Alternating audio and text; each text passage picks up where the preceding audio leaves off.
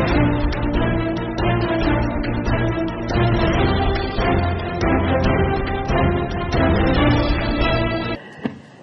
मंच पर आज सतीश जी ने आप सबका परिचय दिया। किसी को सीए की भूमिका में प्रस्तुत किया, किसी को सीएस की उपाधि से नवाजा, स्वीकार किया। डॉक्टर होने का सम्मान जिनको प्राप्त है उनको इस मंच से उन्होंने नमस्कार किया। अधिकतर राजनीतिक कार्यक्रमों में जब शुरुआत होती है उद्बोधन की, तब मंच पर आसीन सभी विशिष्ट अतिथियों को प्रणाम किया जाता है और मंच के सम्मुख उपस्थित महानुभावों का अभिनंदन किया जाता है। लेकिन आज अगर कोई पूछे मुझसे कि मंच पर और मंच के सामने कौन उपस्थित है, तो मेरा अभिनंदन है हर उस हिंदुस्तानी को जिसने राष्ट्र को सर्वोच्च और सर्वोपरि रखा और राष्ट्र कल्याण की भावना से जो आज इस सभागार में उपस्थित है। एक राष्ट्र के लिए सबसे बड़ी चुनौती का समय क्या हो सकता है? कई विशिष्ट व्यक्तियों ने देश में इसको परिभाषित किया। एक राष्ट्र के लिए वो कौन सी परिस्थिति है जो युद्ध के बराबर है? इस पर कई निबंध लिखे गए, कई किताबें छपी, लेकिन मैंने कभी सोचा नहीं था कि अपने जीवन में एक काल ऐसा भी देखूंगी अपने देश में जब एक वैश्विक महामारी देश के दरवाजों पर दस्तक देगी मौत का सामान लेकर। विश्व भर में जब कोविड महामारी आई तो बड़े से बड़े विशेषज्ञों ने इस चिंता को व्यक्त किया कि 130 करोड़ का देश हिंदुस्तान, वहां पर कितने लोगों की मृत्यु होगी। 130 करोड़ का ये देश हिंदुस्तान, वहां कितने लोग ऐसे होंगे जो गरीबी से जूझते हुए महामारी का इस संघर्ष को झेल ना पाएंगे। 130 करोड़ का ये देश चुनौतियों से भरे कोरोना काल को झेल नहीं पाएंगे। लेकिन दुनिया को शायद तकाजा नहीं था इस बात का कि हिंदुस्तान और हिंदुस्तानी क्या चीज है। दुनिया को शायद इस बात का अंदाजा भी नहीं था कि एक चाय वाला देश का मात्र प्रधान सेवक नहीं बना बल्कि परिवार का मुखिया बना है। और जब कोई नेता नागरिक को, जनमानस को, परिजनों के सम्मान, प्रेम करे, उनकी चिंता करे, तब विषम से विषम परिस्थितियों में हम समाधान प्राप्त कर सकते हैं। इसका उदाहरण हिंदुस्तान ने विश्व भर के सामने साल 2020 में प्रस्तुत किया। कई लोगों की ये अभिलाषा थी कि आज का ये कार्यक्रम मात्र बजट को समर्पित हो, लेकिन सही मायने में गुलाबी नगरी में आज अगर आराध्य देव श्री गोविंद देव जी का स्मरण कर मैं अभिनंदन और आभार व्यक्त करूं, तो सबसे पहले उन डॉक्टर्स के प्रति, उन नर्सेस के प्रति, उन स्वास्थ्य कर्मियों के प्रति आभार अर्पित करना चाहूंगी जिन्होंने अपनी चिंता नहीं की बल्कि जिन्होंने सेवा के कार्य में कोई विघ्न को आने नहीं दिया। समाज के प्रति समर्पित भाव से उन्होंने अपनी सेवा की। आज अगर मैं आभार व्यक्त करूं तो भारतीय जनता पार्टी की एक महिला कार्यकर्ता होने के नाते भाजपा के हर उस कार्यकर्ता को आभार व्यक्त करती हूं जिसने लॉकडाउन की परिस्थिति में भी अपने आसपास के इलाकों में किसी गरीब को रात को भूखा नहीं सोते दिया। 1,90,00,000 से ज्यादा फूड पैकेट का वितरण भाजपा के कार्यकर्ता ने खुद मैदान में उतरकर किया। अगर आभार व्यक्त करना चाहूं तो उस व्यक्ति को आभार व्यक्त करती हूं जिसने सीए या सीएस की भूमिका में, एमएसएमई में, उद्योग में किसी को निराश नहीं होने दिया और कहा कि चुनौती का ये समय है, लेकिन मोदी है ना तो सब मुमकिन है। अगर आभार व्यक्त करूं तो उन शिक्षाविदों को व्यक्त करूं जिन लोगों ने समझा कि हर गरीब के बच्चे के पास पढ़ने के लिए टैबलेट नहीं है, फोन नहीं है। गली मोहल्ले के उस गरीब बच्चे को भी उन्होंने सेवानिवृत्त होने के बाद भी पढ़ाया, अपने धर्म का पालन किया। आभार व्यक्त करती हूं, आनंदित हुए आभार व्यक्त करते हुए कि हमारी नौजवान पीढ़ी ने पड़ोस में रहते हुए उन वरिष्ठ जनों का भी सम्मान किया। घर में जाके पूछा, कोई चिंता तो नहीं है, अकेले हैं तो क्या आपकी मदद कर सकते हैं हम? अभिनंदन है ऐसे नौजवानों का। और इसलिए आज राघव जी आपकी अनुमति से कहना चाहूंगी, आप अध्यक्ष हैं, मालिक हैं जयपुर के, संगठन की दृष्टि से आपको प्रणाम है। हमारे लिए संगठन के मालिक तो भाई साहब आप हैं।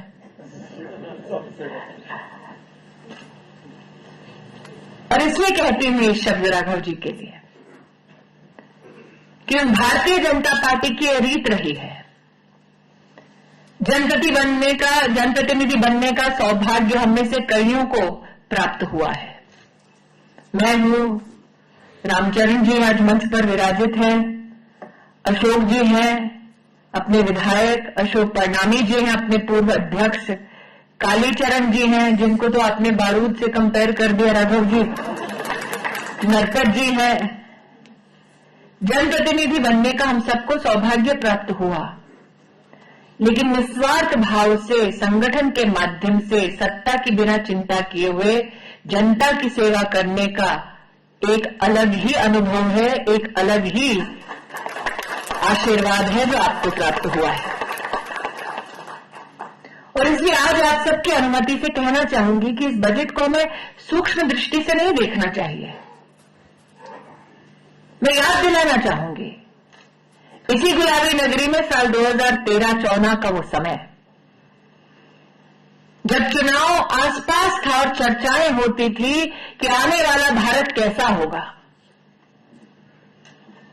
जब चर्चा होती थी कांग्रेस के उस नेता की जो धड़ल्ले से एक बार देश की राजधानी में बोला था कि दिल्ली से 1 रुपया निकलता है तो गांव गरीब तक पहुंचते पहुंचते 10 पैसा हो जाता है। मतलब पहली बार कांग्रेस के नेतृत्व ने सार्वजनिक घोषणा की थी कि जी 90 पैसे तो हमारे लोग ही खा जाते हैं। मैं याद दिलाना चाहूंगी आपको वो मंजर जब कॉमनवेल्थ का गेम्स हुआ था देश में और देश की राजधानी में स्टेडियम आंखों के सामने टूट रहा था और कितने हिंदुस्तानी शर्मसार हुए थे कि ये हमारे देश का गौरव होना चाहिए और कांग्रेस पार्टी ने ऐसे कलंकित किया हमारे राष्ट्र को। जब विश्व भर से राष्ट्र एकजुट हुए ताकि खेल की प्रतियोगिता में हिंदुस्तान में वो सहभागी बन सके, उनके सामने ढिंडोरा जब पिटा तो कांग्रेस के भ्रष्टाचार का पिटा। मैं याद आपको इसलिए दिलाना चाहती हूं वो दिन, क्योंकि जैसे मैंने आग्रह किया बजट को सूक्ष्म दृष्टि से मत देखें। कहा ना मैंने, था वो कांग्रेस का नेता जिसने कहा दिल्ली से 1 रुपया निकलेगा तो गांव गरीब तक 10 पैसा पहुंच जाएगा। आप सोचिए अगर कोरोना के काल में उनका राज होता तो क्या हालत होती हिंदुस्तान की।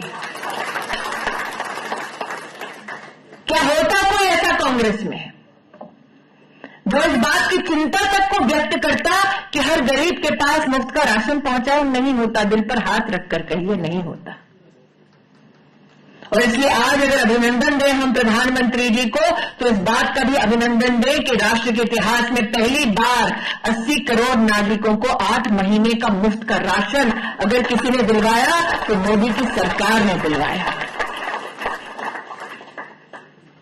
यहां इतने बड़े बुजुर्ग बैठे हैं जिन लोगों ने वो समय देखा है जब कांग्रेस के नेताओं के चक्कर मारने पड़ते ताकि टेलीफोन का कनेक्शन एक मिल जाए, सिलेंडर का एक कूपन मिल जाए। चाहती हूं नौजवान कभी बैठे बड़े बुजुर्गों के साथ और पूछे उस वक्त कैसा होता था। कभी कल्पना नहीं की थी इस राष्ट्र ने कि हमारे देश में एक दिन एक ऐसी सरकार आएगी जो सबसे पहले ये कहेगी, अरे गरीब को अगर व्यवस्था देनी है, आर्थिक मदद देनी है, तो कम से कम पहले उसका बैंक का खाता तो खोलो। नरेंद्र मोदी ने साल 2014 में जनधन योजना की शुरुआत की, उपहास हुआ है तब कांग्रेस के नेताओं ने और कहा गरीब का अकाउंट खोलकर क्या फायदा, गरीब पैसा कहां जमा कर सकता है। कुछ लोगों ने अर्थात लगाया कि गरीब का खाता तो तब खुलेगा जब उसकी जेब में मिनिमम डिपॉजिट का पैसा होगा, घर में कोई कागज होगा ताकि अकाउंट खुल सके। तब मोदी जी ने आदेश दिया था कि अगर गरीब के पास कागज ना भी हो, मिनिमम डिपॉजिट का बैंक का बैलेंस करने का पैसा ना भी हो, तो भी 0 बैलेंस का अकाउंट खोलो। 40 करोड़ से ज्यादा हिंदुस्तानियों का जीवन में पहली बार बैंक का खाता खुला साहब, जब मोदी देश के प्रधानमंत्री बने। ये शायद उन लोगों को ज्यादा आहत ना करे जिन लोगों के लिए बैंक का दरवाजा खोलकर अपने अकाउंट को ऑपरेट करना एक सामान्य सी बात है। लेकिन सोचिए अगर आपके पास अकाउंट ही ना हो तो आपकी हालत क्या हो। और इसका परिणाम क्या हुआ, कोरोना महामारी में 39 करोड़ में से 22 करोड़ बहनें थी जिनका जीवन में पहली बार बैंक का खाता खुला। नरेंद्र मोदी के नेतृत्व में 31,000 करोड़ रुपया आप सबके आशीर्वाद से उस गरीब मां बेटी के बैंक के खाते में गया। जिस मिनी बजट की राघव जी और सतीश जी बात कर रहे थे वही तो है। गरीब कल्याण योजना में 1,70,000 करोड़ रुपया, 8 महीने का मुफ्त राशन 80 करोड़ नागरिक को पहुंचाना साधारण सी बात नहीं है।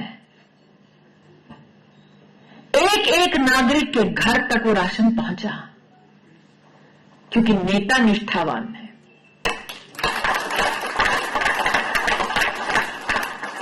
गुलाबी नगरी में आज राघव जी कह रहे थे, दीदी कार्यक्रम के बाद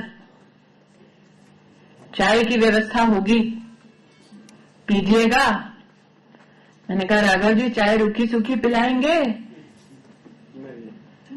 या साथ में कुछ पकौड़ा भी खिलाएंगे। उन्होंने कहा गुलाबी नगरी आई हो दीदी, यहां से भूखा तो कभी लौट आएंगे नहीं। लेकिन सोचिए आज हम लोग कितनी आसानी से कहते हैं एक प्याली चाय घर में बने। उस गरीब से कभी पूछे जिसके घर में कभी गैस का सिलेंडर नहीं होता था, जिसके लिए रसोई में चूल्हा फूंकना किसी संघर्ष से कम नहीं होता था। कितनी बेटियां ऐसी थी जिनसे कहा जाता था स्कूल मत जा, लकड़ी बीनने जा, शाम को रोटी पकानी है।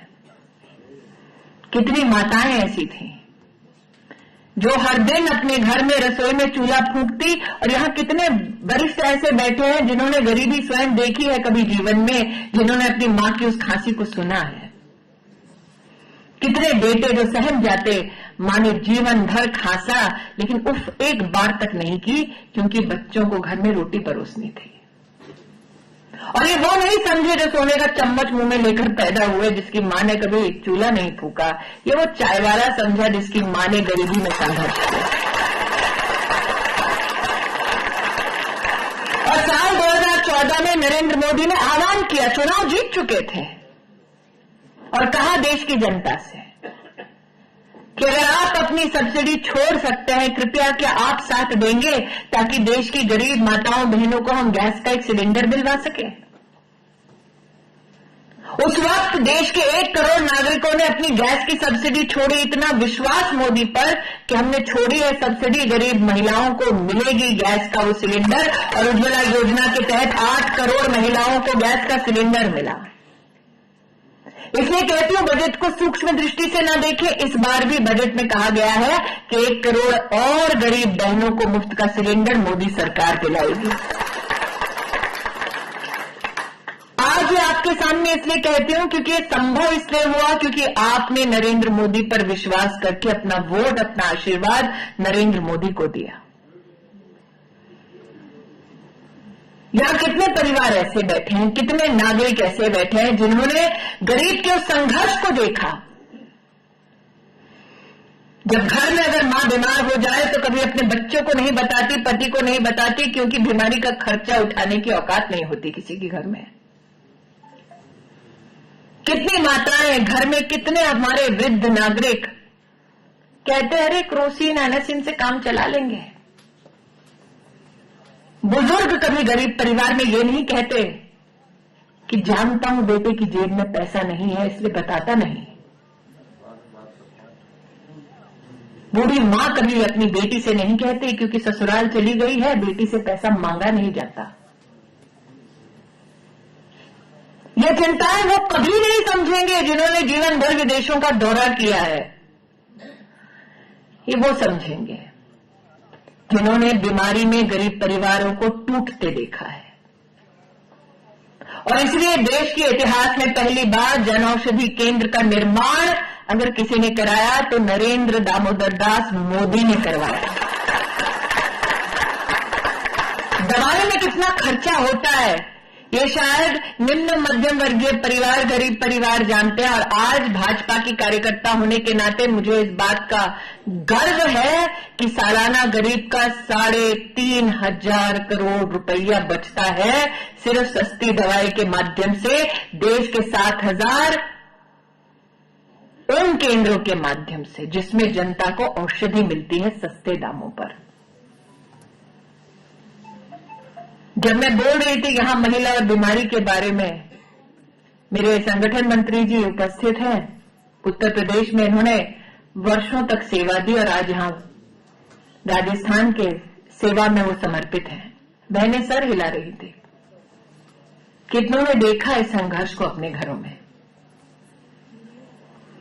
दिल की बीमारी हो जाए, किडनी की बीमारी हो जाए, डायलिसिस हो जाए, खर्चा गरीब कभी उठाना नहीं चाहता, तिल तिल के मरता लेकिन कहता कुछ नहीं, डॉक्टर के दरवाजे तक नहीं पहुंचता। और इसलिए नरेंद्र मोदी जी ने आयुष्मान भारत योजना की शुरुआत की। राष्ट्र के इतिहास में आपके आशीर्वाद से एक गौरव स्थापित किया कि 10 करोड़ गरीब परिवारों को हम सालाना 5 लाख रुपए का मेडिकल कवच देंगे देश के 24,000 अस्पतालों में। और आज भाजपा की कार्यकर्ता होने के नाते इस बात का गौरव करती हूं कि गत 2 वर्षों में 1.5 करोड़ गरीबों को उपचार मिला। 30,000 करोड़ रुपया का साधन उनको हमने आयुष्मान भारत योजना के अंतर्गत दिलवाया। और इस बजट में अभिनंदन है प्रधानमंत्री जी का कि उन्होंने स्वास्थ्य के क्षेत्र में 2,23,000 करोड़ का आवंटन किया। और ये मात्र आंकड़े नहीं है, हिंदुस्तान की हकीकत को बदलने में, भारत के नव निर्माण में इन आंकड़ों ने एक अहम भूमिका निभानी है। यहां जितने डॉक्टर उपस्थित हैं वो जानते हैं कि सबसे बड़ी चुनौती होती है ग्रामीण अंचल में लैब की स्थापना। सबसे बड़ी चुनौती होती है ब्लॉक लेवल पर क्रिटिकल केयर का अस्पताल का ना होना। और इन सभी सुविधाओं के ना होने की वजह से गरीब शहरों की ओर भागता है। स्वास्थ्य व्यवस्था देश में सुदृढ़ हो, इसलिए इस बजट में आत्मनिर्भर स्वस्थ भारत योजना की घोषणा हुई, जिसके लिए मैं चाहूंगी हम जोरदार तालियों के साथ प्रधानमंत्री जी का आभार व्यक्त करें। आज इस मंच पर जगमगाती लाइट्स में जब एनआईटी के डायरेक्टर ने मेरा स्वागत किया तो मैं देख रही थी ऊपर एलईडी का बल्ब लगा है ना सर। देश में ऐसे 36 करोड़ एलईडी बल्ब्स का वितरण करके बिजली का बिल बचाने में मध्यम वर्गीय परिवारों की अगर किसी ने चिंता की तो मोदी सरकार ने की। कितने गरीब ऐसे हैं जिन्होंने जीवन में कभी भी अपने घर में बल्ब का उजाला नहीं देखा, और आपने आशीर्वाद दिया नरेंद्र मोदी को, इसलिए देश में 2.5 करोड़ गरीब परिवारों को जीवन में पहली बार मुफ्त का बिजली का कनेक्शन नसीब हुआ। इसलिए आज गुलाबी नगरी और पराक्रमी प्रदेश राजस्थान के नागरिकों को आभार है कि आपने नरेंद्र मोदी को अपना आशीर्वाद दिया, और इसीलिए 2.5 करोड़ गरीब परिवारों में जीवन में पहली बार सूर्यास्त के बाद उजाला हुआ। मुझे आज भी याद है जब प्रधानमंत्री जी ने घोषणा की थी डिजिटल इंडिया की, तब एक वक्त जिनको युवराज कहा जाता था, एक वक्त में जिनको अमेठी का सांसद माना जाता था, उन्होंने कहा what is this. Congress party ने इसका पुरजोर समर्थन नहीं किया। मुझे आज भी याद है जब प्रधानमंत्री जी ने कहा कि हम डायरेक्ट बेनिफिट ट्रांसफर करेंगे, मतलब देश की तिजोरी से रुपया निकलेगा तो सीधा गरीब के खाते में जाएगा, तब कांग्रेस ने इसका भी समर्थन नहीं किया था।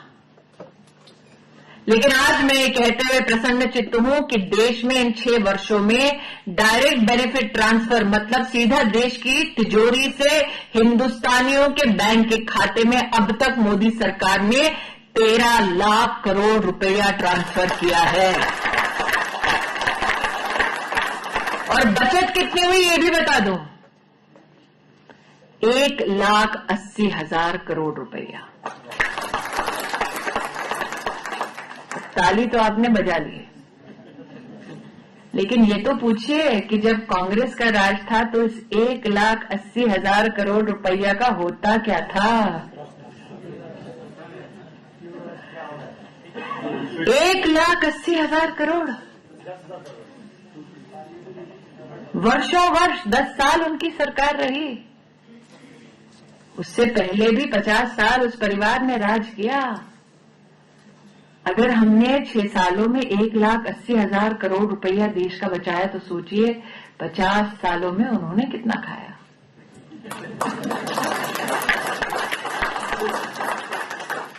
ये विषय आज आपके सम्मुख इसलिए रखती हूं क्योंकि ये पैसा जनता का पैसा है, गाड़ी कमाई का उस नागरिक का पैसा है जो राष्ट्र के नवनिर्माण में उस महायज्ञ में अपनी ओर से आहुति देता है। और इसलिए आज डिजिटल इंडिया का जो जयघोष नरेंद्र मोदी जी ने किया, उसके अंतर्गत यूपीआई का जब आगमन हमारे देश में हुआ तो आज एक नागरिक होने के नाते मैं गौरवान्वित हूं कि देश की जनता ने डिजिटल पेमेंट्स में इतिहास रचा और दिसंबर के माह तक 4 लाख करोड़ रुपया का ट्रांजैक्शन सिर्फ और सिर्फ यूपीआई के माध्यम से किया। हिंदुस्तान कितनी बड़ी आर्थिक ताकत है, इसका उदाहरण पूरे विश्व के सामने प्रस्तुत कर दिया। अरे हिंदुस्तान के बारे में और विशेषतः हिंदुस्तानी महिला के बारे में कहा जाता था कि कहां बेचारी महिलाएं हमारी अपना व्यवसाय शुरू करेंगी।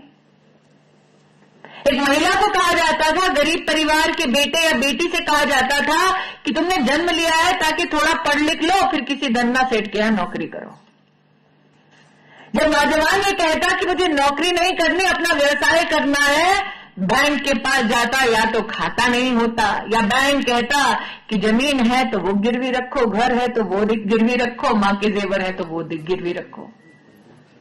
और विवश होकर देश का नौजवान, देश की महिला वही पिस जाती, सपनों को अपने त्याग देती।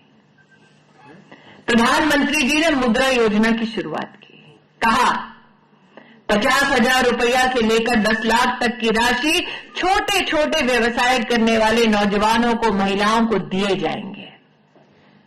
और महिलाओं ने भी, नौजवानों ने भी कोई कसर नहीं छोड़ी, अपने छोटे छोटे सपने लेकर बैंक के लिए प्रस्ताव बनाया और देश में 25 करोड़ मुद्रा योजना की जो लोन्स है उसमें 70% लाभार्थी देश की महिलाएं बनी। इसलिए आज जब मैं नमन करती हूं तो उस मातृशक्ति की अभिलाषा को, उस मातृशक्ति की प्रतिभा को नमन करती हूं।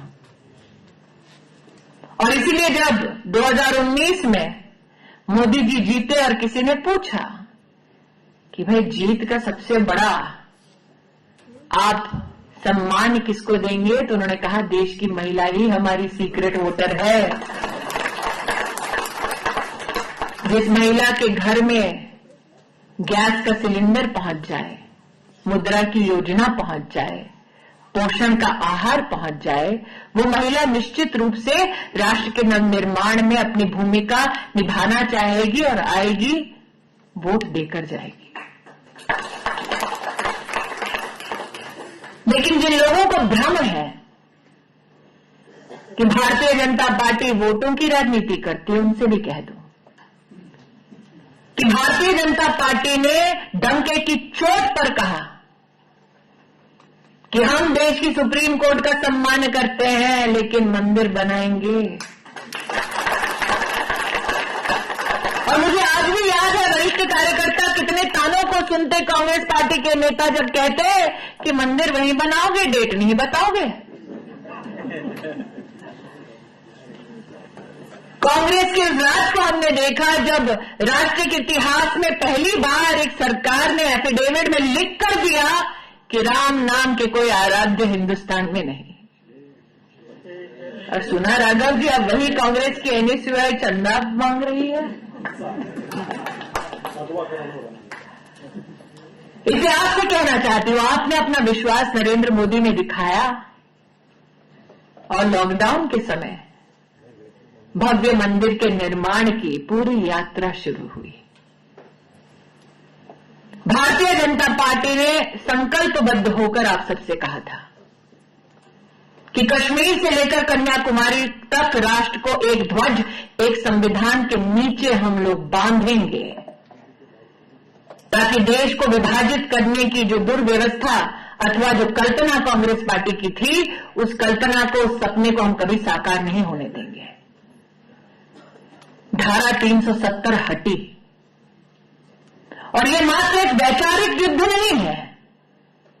यहां पूर्व सैनिक कितने बैठे हैं जिन लोगों के परिवारों में कितनों ने अपने प्राणों का बलिदान दिया, कितने ऐसे जो तिरंगे में लिपटकर अपने घरों को लौटे, गांवों को लौटे। उनके सम्मान में धारा 370 हटी और विकास की गंगा पहली बार जम्मू कश्मीर में पहुंची।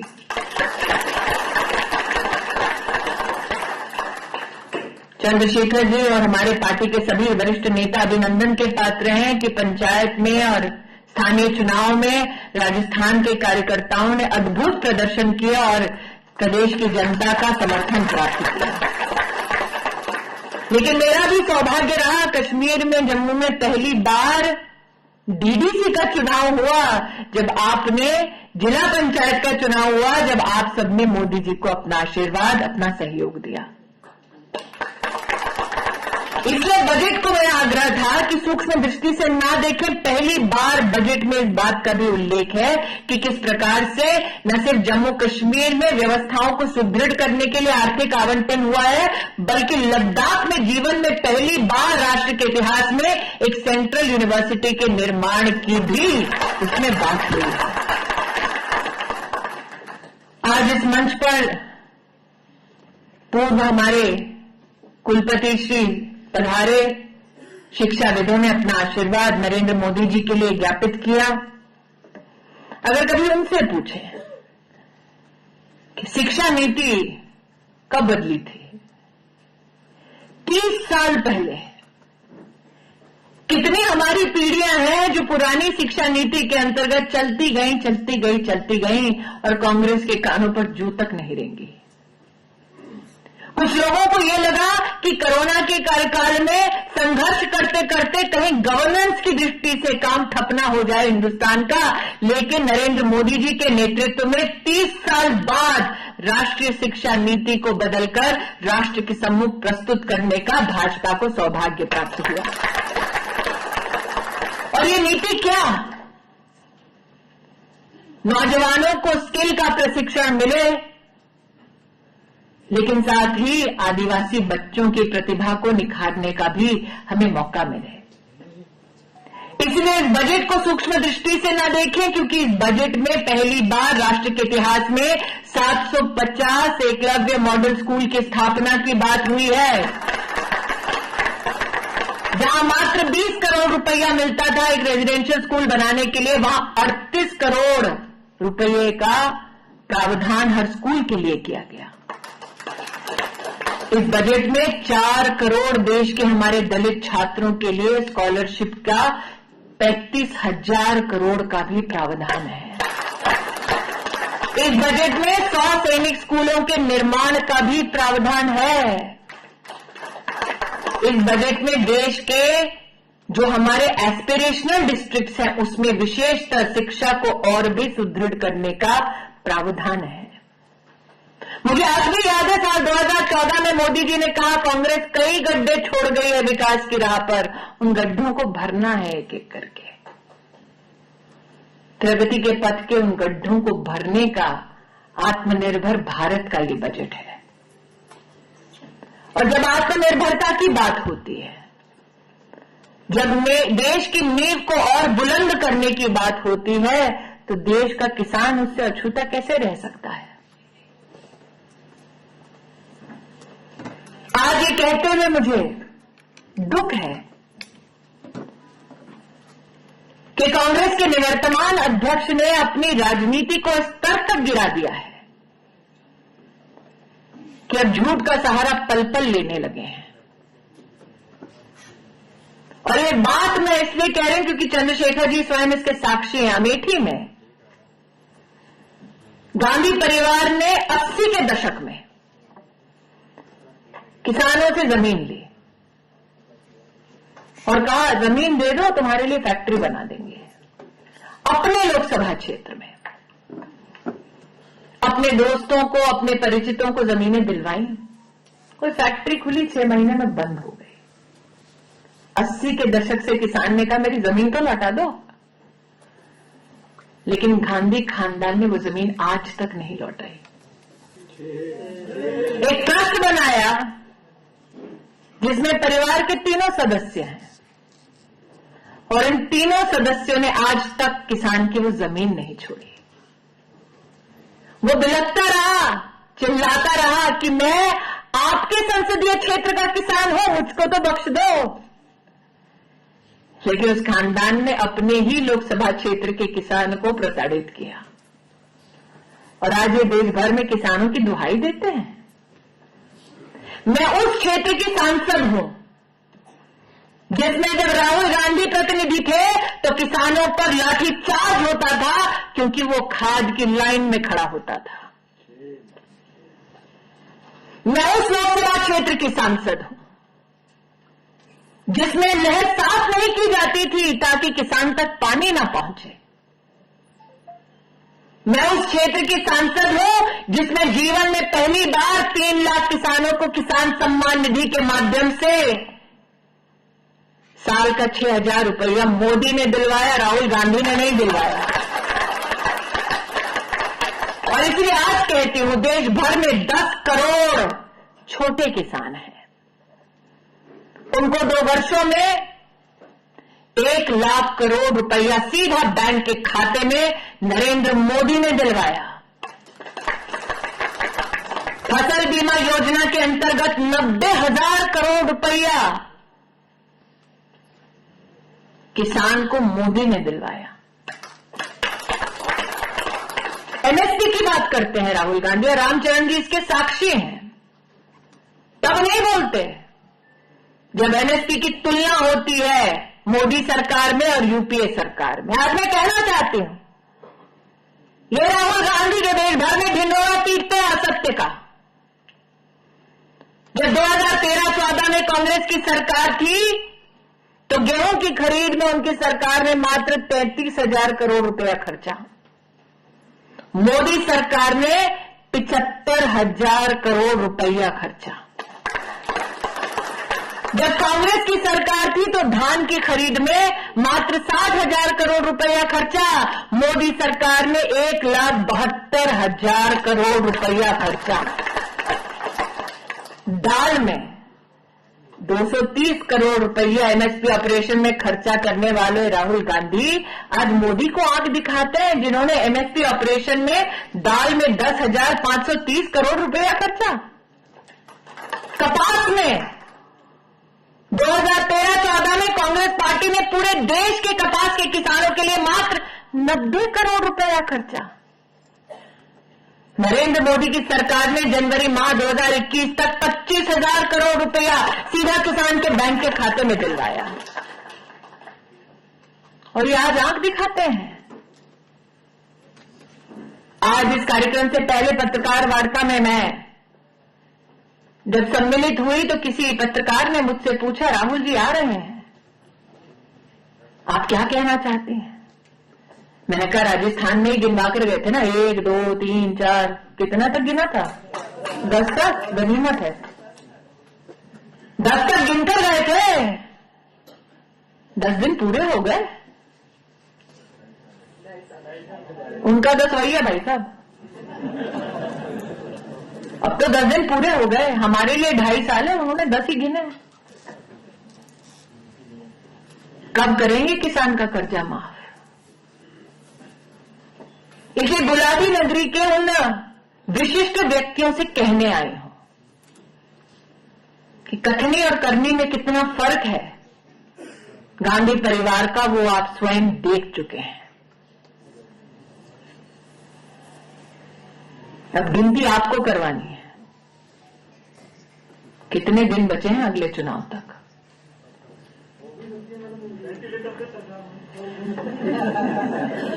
उनकी उल्टी गिनती शुरू हो जाए, ये संकल्प आज भाजपा के हर कार्यकर्ता को लेना है।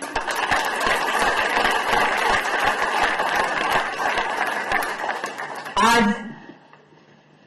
माननीय प्रधानमंत्री जी को आर्थिक समूह की ओर से आभार व्यक्त हुआ है। आर्थिक समूह जब बजट को देखता है तो निश्चित रूप से इस बात की सराहना करता है कि सुरक्षा बीमा योजना के अंतर्गत 21 करोड़ नागरिकों को 1 रुपए का बीमा प्राप्त हुआ। आर्थिक समूह जब बजट का विश्लेषण करता है तो इस बात का गौरवगान करता है कि जीवन ज्योति योजना के अंतर्गत दिन के 90 पैसे में लाइफ इंश्योरेंस 9.5 करोड़ नागरिकों को देश में उपलब्ध हुई। लेकिन एक मां से पूछिए कि मोदी सरकार की सफलताओं में कुछ विशेष सफलताएं गिनवाओ।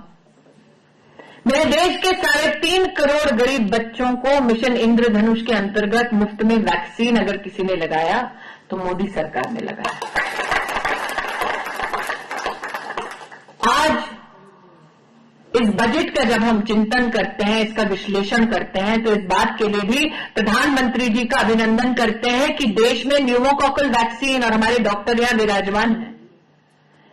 साल का 50,000 हमारे बच्चे मौत के घाट उतारे जाते इस एक वैक्सीन की कमी की वजह से। इस बजट में घोषणा हुई है कि हिंदुस्तान में पहली बार न्यूमोकॉकल वैक्सीन अब हर राज्य को दिलवाई जाएगी ताकि सालाना 50,000 बच्चों को जीवन दान मिल सके। और इसीलिए आज जब आप सब बजट पर मंथन करने, चिंतन करने पधारे तो आपको बड़ी विनम्रता से कहना चाहूंगी कि गत 6 वर्षों में राजस्थान में 65 लाख किसानों को किसान सम्मान निधि से हमारे देश के प्रधानमंत्री जी ने सराहा, समर्थन दिया। गरीब कल्याण योजना के अंतर्गत राजस्थान के एक गरीब परिवार तक न सिर्फ राशन पहुंचाने की व्यवस्था उन्होंने सुदृढ़ की बल्कि 740 करोड़ रुपया भी मुहैया कराया। प्रधानमंत्री आवास योजना के तहत 9,50,000 गरीब परिवारों को जीवन में पहली बार आवास दिया। स्वच्छ भारत मिशन के अंतर्गत 73 लाख गरीब महिलाओं को जीवन में पहली बार सम्मान से दिन की शुरुआत करने का भी तोहफा मिला। इसलिए इस बजट को आत्मनिर्भर भारत का बजट कहें तो साथ ही जन के मन का बजट भी कहना चाहिए, जो जन कल्याण को समर्पित है, सर्वस्पर्शी है। मिशन चाहे जल का हो, मिशन चाहे आने वाले कल का हो, शिक्षा, स्वास्थ्य, रक्षा, आंतरिक सुरक्षा की दृष्टि से इस बजट के माध्यम से नव भारत के निर्माण में हम सब अपना योगदान दें। आज आपके चरणों में यही निवेदन प्रस्तुत करके अपनी वाणी को विराम देती हूं। जय हिंद, जय भारत।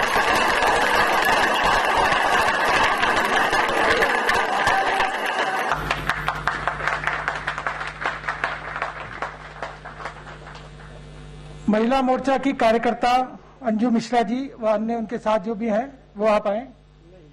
और मधु जी भी मैंने ध्यान नहीं दिया, प्लीज बुके देना आगे से।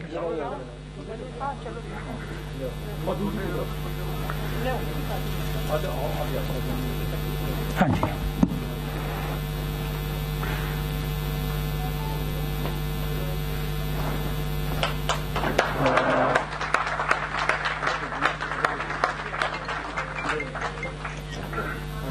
समाज से सरदार अजयपाल सिंह जी और जसबीर सिंह जी के नेतृत्व में शंटी जी और आपका फोन आ रहा है।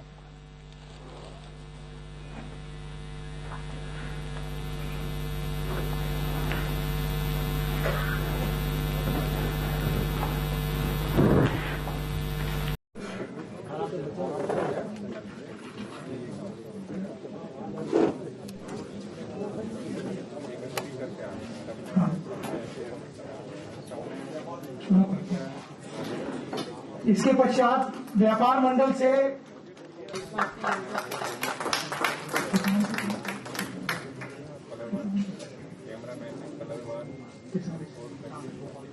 किसान नेता गोपाल जी बिवाल, आपसे भी आग्रह है कि आए और स्वागत करें। And last but not the least हमारे कैप्टन गिरधारी सिंह जी भी आ जाएं। और अंत में पंजाबी समाज के हमारे राजस्थान के अध्यक्ष और व्यापार मंडल के जयपुर व्यापार मंडल के संरक्षक ये एक फुलकारी भेंट करेंगे पंजाब की। और अभी ये प्रदेश कार्य समिति सदस्य भी बने। ये पंजाब की फुलकारी स्पेशली पंजाब से लाई गई है।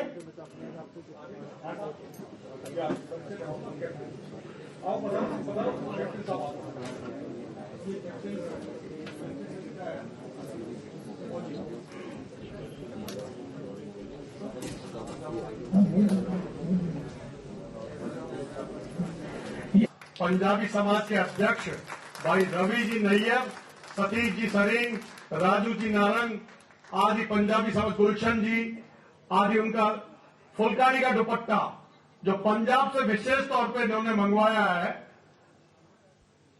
आप पहना के स्वागत कर रहे हैं। धन्यवाद। हाँ बोलो। अंत में एमएनआईटी जहां पर अपन ये कार्यक्रम कर रहे हैं, इनके डायरेक्टर